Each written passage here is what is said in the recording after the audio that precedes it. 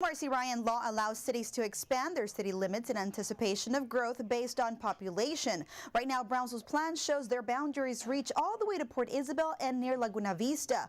But the Port Isabel attorney says Brownsville is just looking not for more room, but for more money. The city of Brownsville is growing by leaps and bounds. Its posted city limits going west on Highway 77 passes the small community of Rancho Viejo and reaches almost to San Benito. But right now there's little development going on in that area. This is commonly known as the extraterritorial jurisdiction. By law, cities are allowed to expand their potential city limits based on population to prepare for future growth. Brownsville City Attorney Mark Saucy says that this plan was established over a decade ago. We have a 5-mile ETJ, and that's a function of our size. So I know there were some concerns by some of the neighboring cities that Brownsville's ETJ was enveloping them.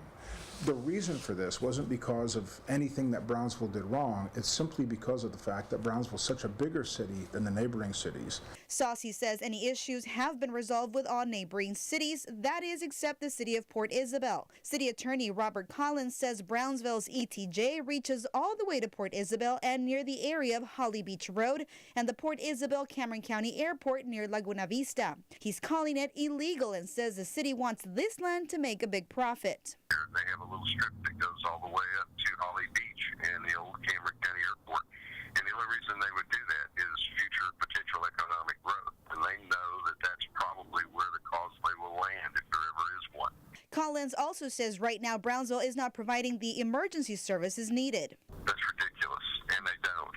And they don't provide ambulance or fire or police services in any of the areas up there where they claim to have either their ETJ or their city limits. Saucy tells us the city has done nothing illegal and officials have repeatedly tried to resolve the issue with Port Isabel amicably, but without success. We're going to ask the court to set aside 2 of their annexation ordinances because it was actually Port Isabel, not the city of Brownsville, that didn't properly annex property.